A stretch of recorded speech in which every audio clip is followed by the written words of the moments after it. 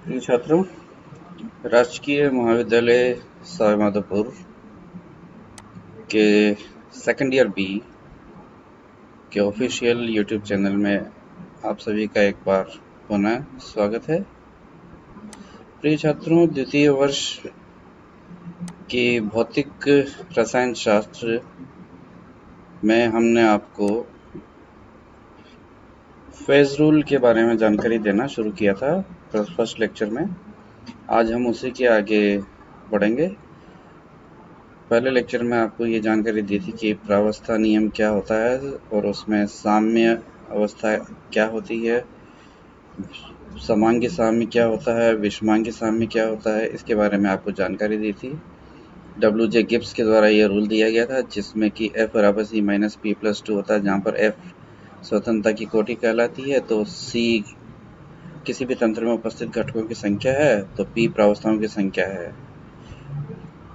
जो टर्म्स हैं अलग अलग, डिग्रीज ऑफ फ्रीडम, कंपोनेंट और फेजेज, इनको आपको समझाना शुरू किया था और उस समय हमने सबसे पहले तंत्र के बारे में जानकारी दी थी कि तंत्र क्या होता है, फिर प्रावस्था क्या होती है। प्रावस्था का मतलब यह होता है कि किसी भी तंत्र में वह भौतिक रूप से सुस्पष्ट वो अवस्था जिसको कि हम किसी भी यांत्रिक विधि के द्वारा आसानी से पृथक कर सकें, और इसके कई उदाहरणों के द्वारा इसकी विवेचना करी थी। आज हम उसके आगे यहाँ पर बात करने जा रहे हैं घटकों के बारे में कि घटक क्या होता है।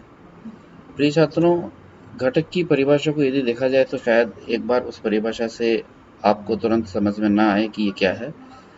यदि इसे परिभाषित किया जाए तो हम इसे यहाँ पे लिखते हैं कि the minimum number of independently variable constitute. इसका मतलब है कि किसी भी तंत्र का मतलब हम जिस किसी भी चीज़ का अध्ययन कर रहे हैं, मान लीजिए कि हम जल तंत्र का अध्ययन कर रहे हैं, यानी कि एक बीकर में पानी है, तो इस घटक का ये कहना है कि उस तंत्र में स्वतंत्र रूप से परिवर्ती अवयव, इंडिपेंडेंटली यानी कि स्वतंत्र, वेरिएबल यानी कि परिवर्ती, कंस्टिट्यूट यानी कि अवयव, तो उन स्वतंत्र परिवर्ती अवयवों की न्यूनतम संख्या जिनके द्वारा कि उस तंत्र को किसी एक रासायनिक सूत्र या एक रासायनिक समीकरण के द्वारा समझा जा सके, उसे हम कहते हैं घटक। इसे भी आपको विभिन्न उदाहरणों के माध्यम से यदि समझाएं तो आपको आसानी से समझ में आएगा कि जैसे Na2SO4 प्लस H2O सिस्टम है, यानी कि सोडियम सल्फेट और वाटर H2O सिस्टम है, तो इस सिस्टम के लिए जो नंबर ऑफ कंपोनेंट रिक्वायर्ड है, जो कि इस पूरे फेज सिस्टम को समझाएंगे, वो है 2, यानी कि Na2SO4 और H2O, यानी कि ये दो फार्मूले हैं जिनके द्वारा कि इस तंत्र को हम आसानी से समझ सकते हैं। इस तंत्र में कुल मिलाकर के हमारे पास में यहाँ पर जो जितनी फेजेज है वो हो सकती हैं संभवतः, एक तो सोडियम सल्फेट की ठोस अवस्था, सोडियम सल्फेट जल के साथ मिलकर के हेप्टा हेप्टा एक को हेप्टा एक को कॉम्प्लेक्स बनाता है Na2SO4.7H2O, यानी हाइड्रेटेड कंपाउंड बनाता है, और एक होता है डेका हाइड्रेटेड कंपाउंड इसका Na2SO4.10H2O, और सोडियम सल्फेट का एक्वस यानी कि जलीय विलयन उसका। और यदि पानी है तो पानी बर्फ के रूप में तंत्र में रह सकता है, आइस, और पानी ऊपर से ढका हुआ है यदि बीकर तो उसकी वाष्प उसके अंदर हो सकती है। यानी कि ये संभावित प्रावस्थाएं सोडियम सल्फेट और वाटर सिस्टम के अंदर हो सकती हैं। यानी कि इसका मतलब यह है कि इसी तरह से समझना चाहिए कि यदि सोडियम सल्फेट को किसी एक बीकर में पानी के साथ मिला दिया जाए और बीकर को ऊपर से ढक दिया जाए तो उस तंत्र में अलग अलग ताप दाब पर हमें क्या क्या अवस्थाएं नजर आएंगी, ये वो है। यदि आपने सोडियम सल्फेट इतनी अधिक मात्रा में डाल दिया तो होगा क्या कि वो सोडियम सल्फेट जितना पानी में घुलना वो घुल जाएगा, उसके बाद अतिरिक्त नीचे बढ़ जाएगा, तो सोडियम सल्फेट की जो सॉलिड स्टेट है, ठोस अवस्था है, वो उसमें मिलेगी। कुछ सोडियम क्लोराइड पानी के 7 अणुओं को काम में लेकर के ये हेप्टा एक वो सॉल्वेंट वो कंपाउंड बनाएगा, और 10 अणु मिलकर के ये डेका कंपाउंड बनाएगा। कुछ Na2SO4 संतृप्त अवस्था में जलीय विलयन के रूप में रहेगा। तो पानी यदि है तो वो भी अपनी 0 डिग्री सेंटीग्रेड पर आने पर बर्फ की अवस्था में, ठोस अवस्था में रह सकता है, और ढका हुआ है तो वाष्प अवस्था पानी की जरूर रहेगी। अब आपको यहाँ पर इन अलग अलग घटकों को यदि समझना हो, जैसे कि Na2SO4.7H2O को समझाना हो केमिकल इक्वेशन या फार्मूला से, तो आपको केवल दो सूत्रों की आवश्यकता है, Na2SO4 और H2O की। इसी प्रकार से यदि आपको वाटर को समझाना है तो हमें पता है कि इसमें Na2SO4 की आवश्यकता है ही नहीं, केवल आप H2O के द्वारा समझा सकते हैं। इसी प्रकार से वाष्प को भी H2O से समझा सकते हैं। तो सोडियम सल्फेट सॉलिड को कैसे समझा सकते हैं? सिर्फ सोडियम सल्फेट के फार्मूले से ही इसे हम समझ सकते हैं। अर्थात इस प्रकार के तंत्र के लिए जो मिनिमम घटकों की आवश्यकता है वो कितनी है? 2। इसी प्रकार से एक तंत्र है जिसमें कि कैल्शियम कार्बोनेट ठोस का विघटन होता है कैल्शियम ऑक्साइड ठोस और कार्बन डाइऑक्साइड गैस में। प्रिय छात्रों, ये ध्यान रखना कि ये जो एग्जाम्पल लिए हैं वो सब आपकी किताबों में ही जो उपस्थित है उन्हीं को लेकर के यहाँ पर समझाने की कोशिश करी गई है, जिससे कि आपको समझने में यहाँ पर आसानी हो। इस प्रकार के तंत्र में हम यदि पहले प्रावस्थाओं की संख्या देखें तो इस प्रकार के तंत्र में हमें 3 प्रावस्थाएं नजर आ रही हैं। एक सॉलिड स्टेट कैल्शियम कार्बोनेट की, दूसरी सॉलिड स्टेट कैल्शियम ऑक्साइड की और तीसरी अवस्था कार्बन डाइऑक्साइड गैस की। तो इस प्रकार के तंत्र में जो न्यूनतम घटकों की संख्या होगी वो 2 प्रकार की है। दो किस प्रकार से हो सकते हैं? वो इस प्रकार से, यदि हम कैल्शियम कार्बोनेट और कैल्शियम ऑक्साइड को 2 घटक मान के चलें तो जो तीनों प्रावस्थाएं हैं इन तीनों प्रावस्थाओं को हम इस प्रकार से समझ सकते हैं। जैसे कैल्शियम कार्बोनेट को आपको समझना है तो कैल्शियम कार्बोनेट प्लस 0 CO। आपको कार्बन डाइऑक्साइड को समझना है तो कैल्शियम कार्बोनेट माइनस CO। इसी प्रकार से यदि आप कैल्शियम कार्बोनेट और CO2 को 2 घटक के तौर पर लेते हैं तो आपको यदि कैल्शियम ऑक्साइड को समझना है तो उसे हम कैल्शियम कार्बोनेट माइनस CO2 करें तो CaO आ जाता है। इसी प्रकार से यदि आप कैल्शियम ऑक्साइड और कार्बन डाइऑक्साइड को लेते हो 2 घटक के रूप में तो आपको कैल्शियम कार्बोनेट को यदि समझना है तो calcium oxide plus carbon dioxide react होकर के कैल्शियम कार्बोनेट बना देंगे। तो कुल मिलाकर के इन तीनों प्रावस्थाओं को हम इन 3 में से कोई सी भी 2 घटकों को लेकर के यदि हम चलें तो हम पूरे तंत्र को समझा सकते हैं। इसीलिए यह तंत्र भी क्या है? द्विघटकीय तंत्र के तौर पर माना जाता है। इसी प्रकार से अगला एग्जाम्पल है जहाँ पर अमोनिया गैस और HCl गैस आपस में मिलकर के अमोनियम क्लोराइड गैस के साथ साम्यावस्था में रहती है और अमोनियम क्लोराइड गैस जो है वो अमोनियम क्लोराइड ठोस के साथ साम्यावस्था में रहती है। यदि हम अमोनिया और HCl का बराबर बराबर अनुपात लें तो उस परिस्थिति में जो तंत्र होगा वो एक घटकीय होगा, क्योंकि उस परिस्थिति में अमोनिया गैस और HCl गैस दोनों ही मिलकर के अमोनियम क्लोराइड की गैसीय स्टेट बनाएंगे जो उसके साथ साम्यावस्था में, और वो जो गैसीय स्टेट है वो उसके सॉलिड स्टेट के साथ में अमोनियम क्लोराइड की सॉलिड स्टेट के साथ में क्या रहेगी? साम्यावस्था में रहेगी।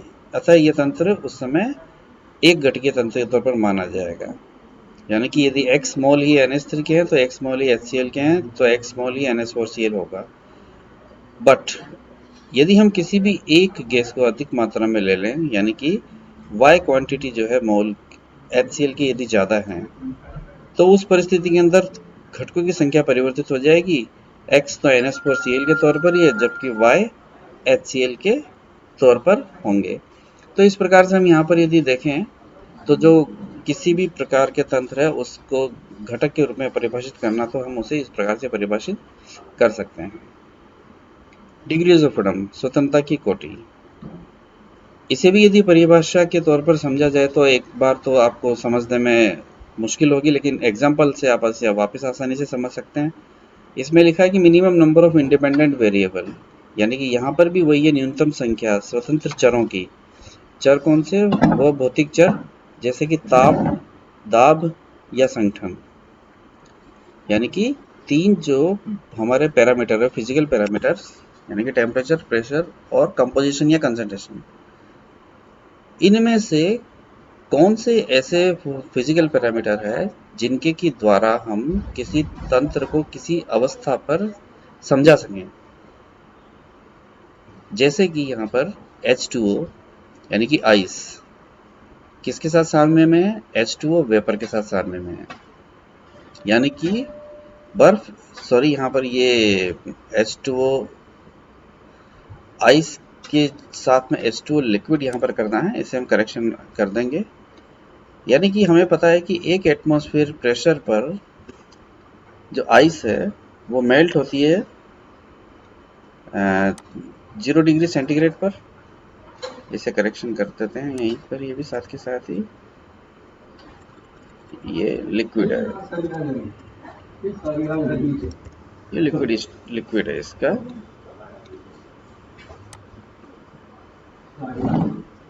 यानी कि जो आइस है वो लिक्विड है के साथ साम्य में है। हमें पता है कि बर्फ एक एटमॉस्फेरिक दाब यानी कि एक वायुमंडलीय दाब पर बर्फ मेल्ट होती है 0 डिग्री सेंटीग्रेड पर।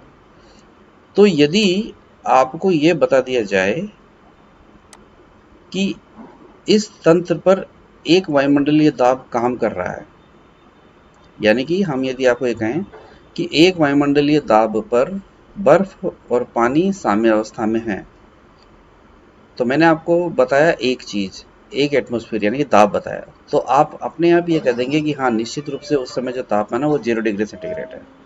इसका मतलब आइस और लिक्विड के इक्विलिब्रियम पर जो डिग्रीज ऑफ फ्रीडम की रिक्वायरमेंट है वो कितनी है, एक। यानी कि हम आपको सिर्फ एक चीज बताएंगे। अच्छा, यदि इसे हम दूसरे तरीके से कहें कि बर्फ 0 डिग्री सेंटीग्रेड पर पानी में परिवर्तित हो जाती है या बर्फ और पानी 0 डिग्री सेंटीग्रेड पर एक साथ साम्य में है, इसका मतलब निश्चित रूप से यह है कि मैंने आपको क्या बताया यहाँ पर कि 0 डिग्री सेंटीग्रेड यानी कि ताप बताया। तो अगली जो चीज है वो आप अपने आप कहेंगे कि हाँ, तब निश्चित रूप से यहाँ पर क्या है कि जो दाब है वो वायुमंडलीय दाब है यानी कि एक एटमॉस्फेयर दाब है। अर्थात we can say that by knowing the pressure we may know about another degree of freedom of the system or vice versa, hence this equilibrium is of 1 degree. परंतु यदि H2O की तीनों अवस्थाएं यानी कि ठोस, द्रव, गैस तीनों ही एक साथ साम्य में है, जैसा कि जब हम वाटर सिस्टम को आगे पढ़ेंगे उस समय देखेंगे, तो उस परिस्थिति के अंदर जो तंत्र होगा वो अचर होगा, यानी कि वहां पर आपको हमें कुछ भी बताना नहीं पड़ेगा, यानी कि ताप और दाब की व्याख्या करने की आवश्यकता ही नहीं है, क्योंकि एक निश्चित ताप और एक निश्चित दाब पर ही यह संभव है, जबकि H2O की जो तीनों अवस्थाएं हैं वो एक साथ साम्य में होगी। और वो कब होगी, जबकि दाब होगा 4.58 मिलीमीटर और टेम्परेचर होगा 0.0098 डिग्री सेंटीग्रेड। इसे हम कहते हैं स्वतंत्रता की कोटि। नेक्स्ट लेक्चर में हम एक घटी के तंत्रों के बारे में विवेचना करेंगे। अब तक आपने दोनों जो लेक्चर में पढ़ा है, सुना है, उसे एक बार पुनः देखिए और समझिए। Thank you.